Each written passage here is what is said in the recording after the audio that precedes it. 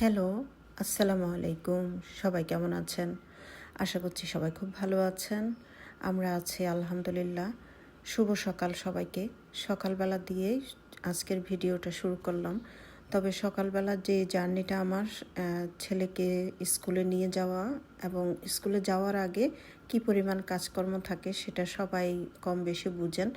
তো ছেলেকে রেডি করা, ছেলের টিফিন রেডি করা, ব্যাগ গুছানো, পানি ভরা, তারপর আবার জ্যাম ঠেলে নিয়ে যাওয়া।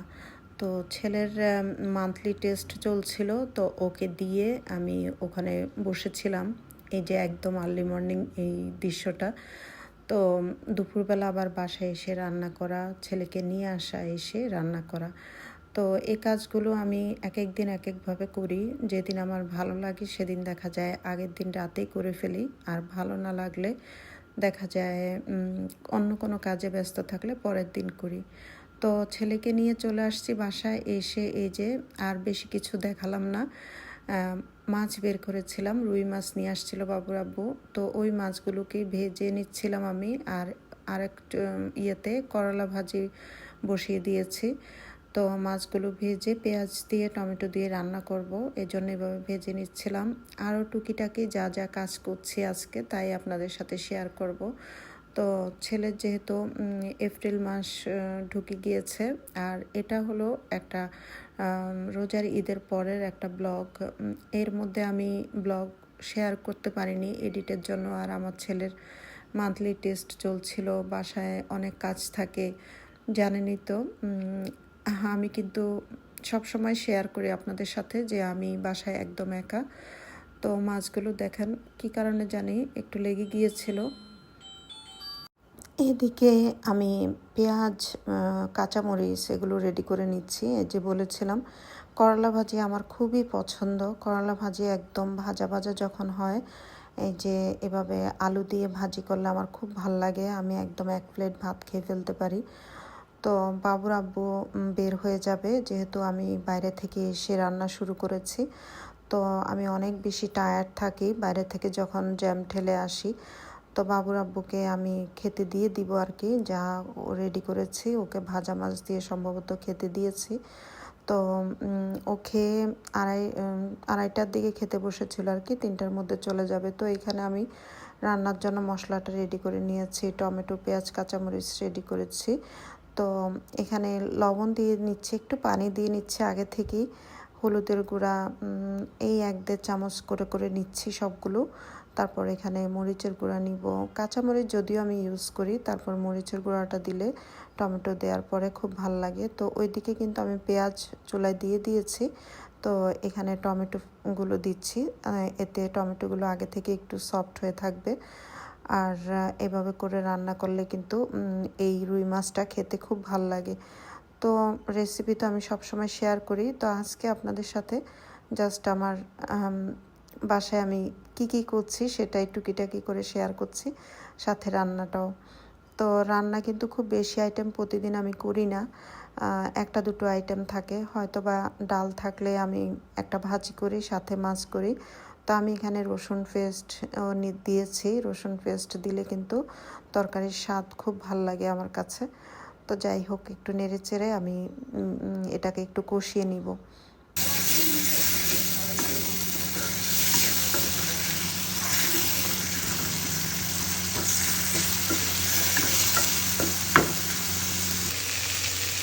এদিকে আমার করলা ভাজিটাও হয়ে গেছে। তো করলা ভাজিটা আমি এখন তুলে নিব, একদম সুন্দর করে ঝরঝরে হয়েছে। আর ওইদিকে তো ইয়েগুলো কষছে। তো যাই হোক, এরপর আমি ঝোলের পানি দিয়ে টমেটো মধ্যে আর কি পানি দিয়ে একটু হয়ে আসলে আমি মাছগুলো দিয়ে দিব। তো মাছগুলো হওয়া পর্যন্ত মাঝখানে আমি কি করি সেটাই শেয়ার করব।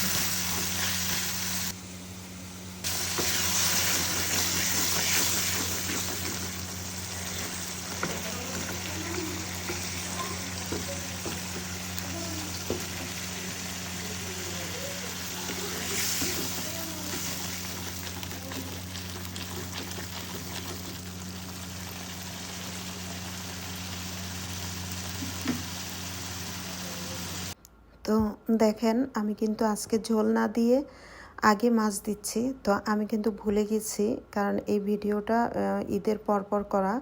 তো আমি আজকে শেয়ার দিতে যাচ্ছি। আসলে সাংসারিক অনেক ব্যাপার স্যাপার থাকে, বাচ্চার এক্সাম, তারপরে এদিকে অনেক কাজকর্ম, নিজের শারীরিক গরম চলে আসলে এক ধরনের লাগে, খুব একটা ভালো লাগে না আমার। আমি খুব উইক ফিল করি গরমটা আমি একদম সহ্য করতেই পারি না। তার শীতকালটা আমার খুব প্রিয় ঋতু, এবং শীতকাল খুব কাজেও বরকত পাওয়া যায়, খুব ভালোও লাগে। গরমে কিন্তু একটু কাজ করলে মানুষ হাঁপিয়ে যায় আর অসুস্থ হয়ে যায়। তো গরমে কিন্তু ডিহাইড্রেশনের ব্যাপার থাকে, পর্যাপ্ত পরিমাণ পানি খাওয়া এবং শরবত বা স্যালাইন খাওয়া কিন্তু আমাদের প্রত্যেকেরই উচিত।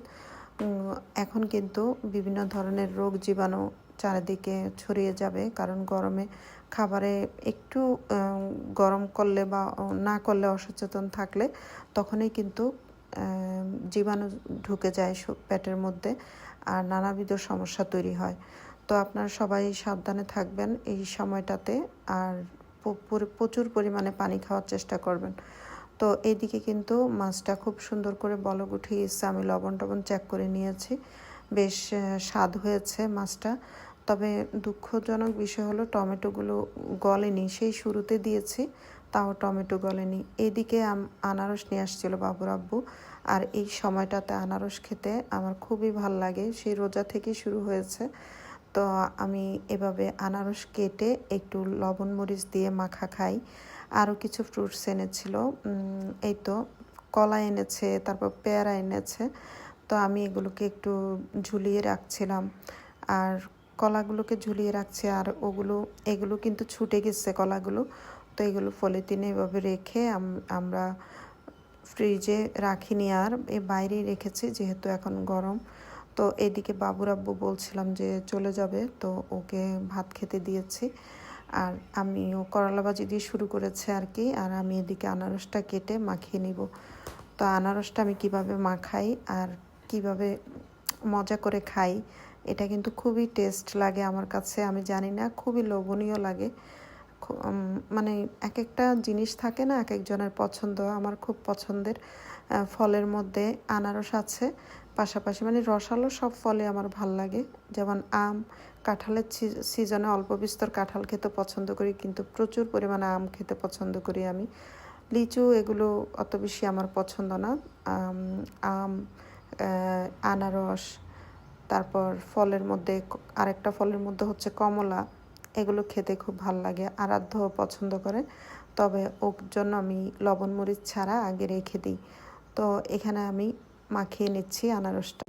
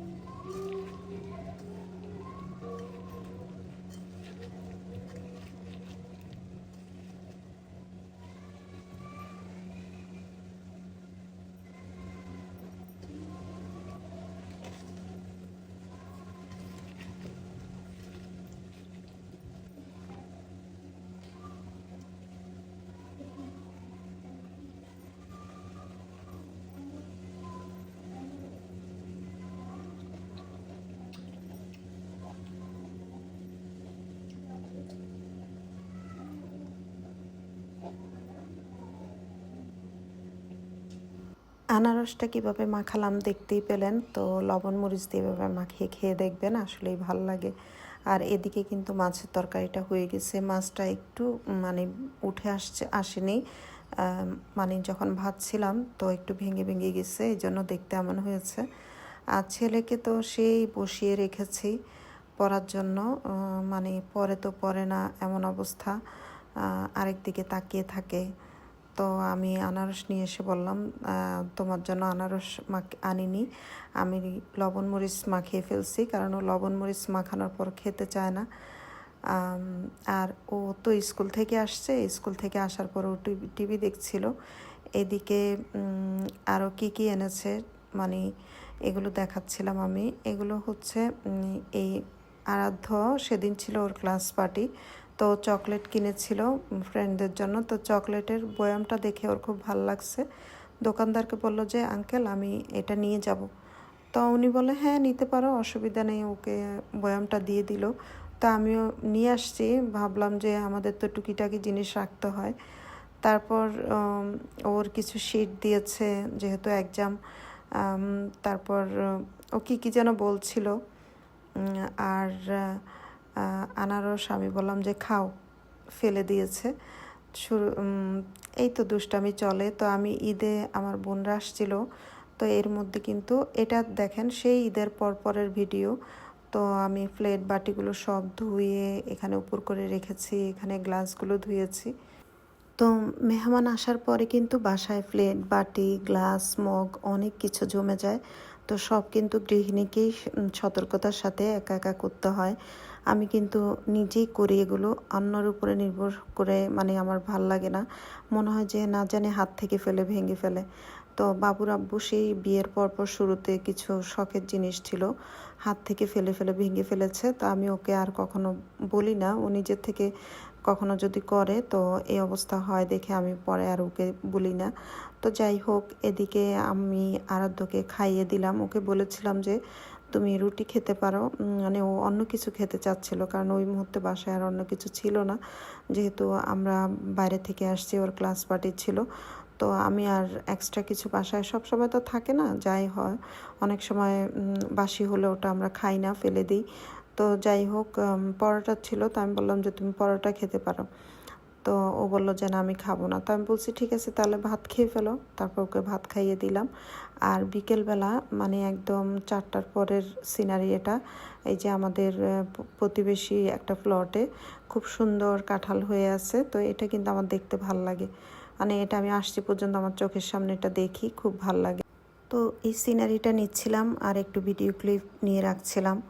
তো আজকের মতো এই ব্লগটা এখানেই শেষ করছি। সবাই খুব ভালো থাকবেন, আমাদের জন্য দোয়া করবেন।